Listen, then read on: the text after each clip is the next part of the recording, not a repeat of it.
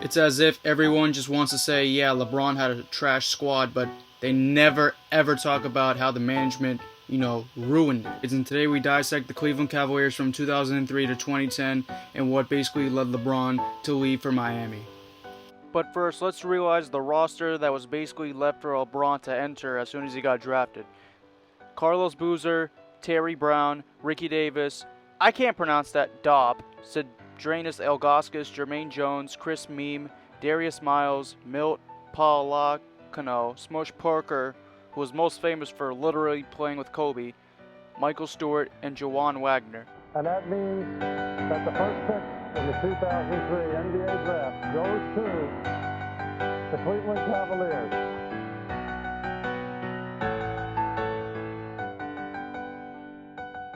Although, however, with the second round draft pick, the Cavaliers weren't as fortunate, as they missed out on Kyle Korver, Zaza Pachulia, Mo Williams, who would later be on the 2016 Cavaliers championship team, Matt Bonner, two-time NBA champion, Steve Blake, a part of the 2002 Maryland NCAA championship for men's basketball, James Jones, who made it to 7 straight NBA finals, Keith Bogan's a part of my favorite NBA trade of all time, Luke Walton, and Willie Green. The Cleveland Cavaliers would sign 2 players to 5-year, $15 million deals in Ira Newblow and current UConn head coach Kevin Ollie when he was still in the NBA.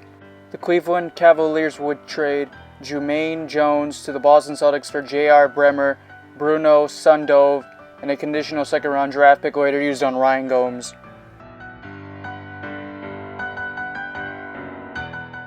The Cleveland Cavaliers would then trade the second-round draft pick along with Chris Meme and Michael Stewart for Eric Williams, Tony Battier, Kendrick Brown, and Ricky Davis.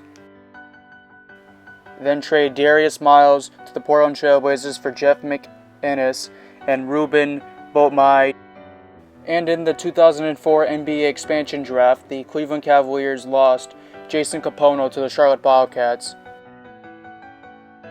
They probably thought Luke Jackson would be a savior, but they missed out on Al Jefferson, a part of the Kevin Garnett trade, Kevin Martin, a big piece of the James Harden deal, Josh Smith, Jameer Nelson, who had wrecked them in 2009, Anderson Varejao, who they would later trade for in the offseason, J.R. Smith, Tony Allen, an 2008 champion, Bino Udrih, Andres Beatrice, a part of the We Believe 07 Warriors team, Mrs. Kardashian, Darrell Wright, Chris Duhon, LeBron's dad, Sasha Vucevic, two-time NBA champion, and Sebastian Telfair, one of the greatest high school players of all time. And the Cleveland Cavaliers don't have their second-round draft pick this year, as they traded along with Lamont Murray to the Toronto Raptors in 2002 for Michael Stewart and a 2007 first-round draft pick.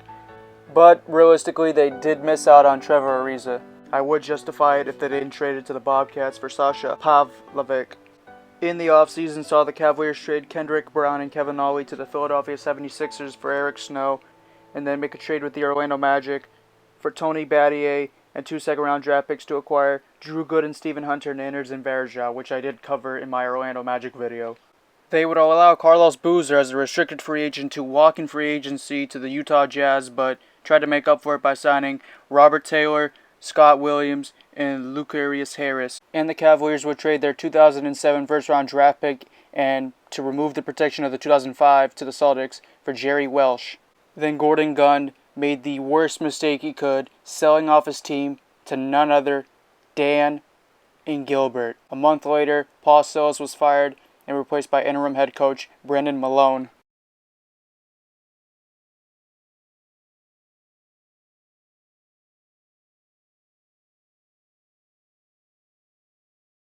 Prior to the draft, the Cavaliers and Danny Ferry agree on terms so he could be the general manager for a 5-year, $10 million deal. In a deal made prior to LeBron's arrival, the Cavaliers in 1997 traded their first-round draft pick for 2005 in a 3-team deal for Wesley Person and Tony Dumas. In removing the protections in a later deal with the Boston Celtics that was lottery protected, they missed out on 2015 champion David Lee, Danny Granger, Brandon Bass, Monteos, Most Improved Player of 06-07, a part of the We Believe Warriors, Ersan Ilyasova, Jared Jack, 3-time Slam Dunk champion Nate Robinson, CJ Kilometers, Ian Mahaney, Hakeem Warwick, Jason Maxwell, Ronnie Teroff, Francisco Garcia, Gerald Green. And then, removing the protection and trading a first-round draft pick in 2007, the Cavaliers mysteriously trade Jerry Welsh to the Bucks for a second-round draft pick in 2006. I don't know why. And the Cleveland Cavaliers would trade their 2006 second-round draft pick to the Magic for the rights to Martin Andrius. And in the offseason, we're able to sign Larry Hughes to a 5-year, $65 million deal, Donyell Marshall, 4 years, $22 million, and Damon Jones, 4 years, $16 million. And we're able to fill up the roster with Blake Stepp, Allen Henderson, Mike Wilkes, and Zender Hamilton. The Cavaliers trade a conditional second-round draft pick not even exercised to the Philadelphia 76ers for Lee Nailon and a second-round draft pick, and trade Mike Wilkes with $500,000 to the Seattle Supersonics for Flip Murray.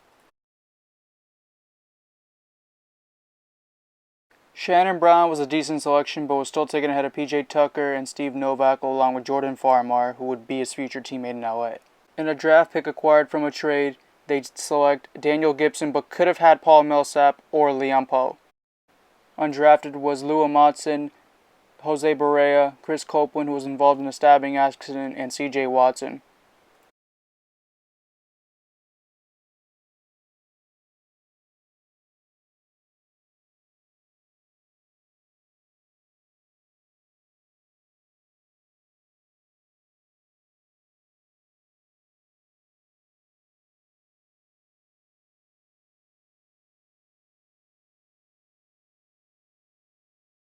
With the 22nd pick having been traded for Pavlovic, they missed out on Jared Dudley or Wilson Chandler. With the 24th pick going to the Celtics, later used on Rudy Fernandez, they missed out on Marc Gasol, Carl Landry, Aaron Aflalo, Tiago Splitter, Aaron Brooks, or Glenn Big Baby Davis, along with Josh McRoberts, later involved in the Dwight Howard deal. Aside from missing out on Ramon Sessions, they also miss out on Joel Anthony, Gustavo Ayllón, traded in my Magic video, Gary Neal, Teletovic, Tolliver. On the trade deadline, the Cavaliers are seen moving Larry Hughes, Drew Gooden, Cedric Simmons, Ira Newbell, and Donyell Marshall in a 3-team deal with the Bulls and Sonics for Ben Wallace, Joe Smith, Wally Szczerbiak, Delonte West, and a second-round draft pick from the Chicago Bulls for 2009.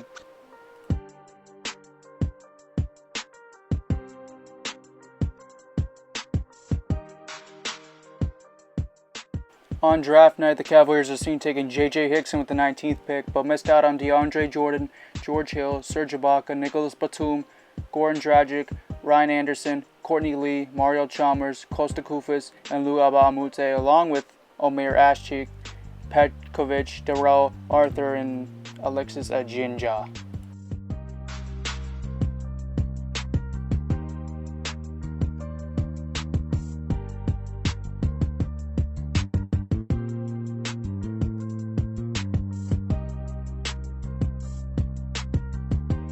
Undrafted went Gary Forbes in the Kyle Lowry deal, Salsha Major, Anthony Morrell, Timothy Mozgov, Brian Roberts, and Greg Steemsma. The Cavaliers then trade Damon Jones and Joe Smith to the Bucks/Sonics in a 3-team deal for Mo Williams. In mid-season saw the Cavaliers sign Billy Thomas and Lance Aldred. I just want to take this time to say that he's the first deaf player in NBA history. Wrote a book called Long Shot. The link for the book is in my description. Draft night saw the Cavs trade Ben Wallace and Pavlovic along with the 2010 second-round pick for Shaquille O'Neal. Not sure why the Cavaliers took Ianga. They clearly missed out on Jody Meeks, Dante Cunningham, Marcus Thornton, who was later involved in the Isaiah Thomas trade to the Celtics, Patrick Beverley, DeJuan Blair, Jonas Jerebko, Chase Budinger. Danny Green was a good choice at 46. They could have taken Patty Mills if they really wanted to, but they also did miss out on Jeff Adrian, Aaron Baines, Deontay Christmas, Luigi Datome, Alonzo G, who would be LeBron's replacement after leaving for Miami, Wesley Matthews, and Pargo. This offseason saw the Cavaliers mysteriously sign Anthony Parker, brother of Candace Parker, Jamario Moon, Liam Poe, and Kobe Clark. Mid-season saw them trading Ilgauskas, later to get him back in a month, the rights to some European dude, a first-round draft pick to get Antoine Jameson and Sebastian Telfair in a 3-team deal. The answer to the question everybody wants to know. LeBron, what's your decision? In this fall, man, it's very tough. In this fall, I'm going to take my talents to South Beach and join the Miami Heat. Miami Heat. That was the conclusion you woke up with this morning. that was the conclusion I woke up with this morning. Why? Like I said before, I feel like it's going to give me the best opportunity to win and to win for multiple years. And not only just to win in the regular season or just to win 5 games in a row or 3 games in a row. I want to be able to win championships, and I feel like I can compete down there. I'm looking forward to it. To say it was always in my plans, I can't say it was always in my plans because I never thought it was possible. But the things that the Miami Heat franchise has done to be able to free up cap space and to be able to put themselves in a position this summer to have all 3 of us, you know, it was hard to turn down. I mean, you know, those are 2 great players, 2 of the greatest players that we have in this game today. And, you know, you add me, we're going to be a really good team. How do you explain this to people in Cleveland? I mean, it's heartfelt for me. You know, it's hard to explain, but at the same time, my heart in the 7 years that I played to that franchise, to that city, was everything. I mean, those 20,000 plus fans that came out every night we played, and they seen me grow from an 18-year-old kid to a 25-year-old man. I never wanted to leave Cleveland, and my heart will always be around that area. But I also feel like this is the greatest challenge for me is to move on. So I'm hoping I got to shine some new light on exactly why LeBron left, and I'm hoping after watched all the details that you guys can agree with me that LeBron made the best decision for himself to go to Miami. And let's not forget, he did come back. Like, everyone was pissed for the 4-year period, obviously, but you know, with everything that he was dealt, it's like, it's amazing to see that he could do what he could. So I'm hoping you guys enjoyed the video. If you could like, comment, subscribe, and hit the bell. This is Sports Trades. I'm Lou. I'll see you on the next one.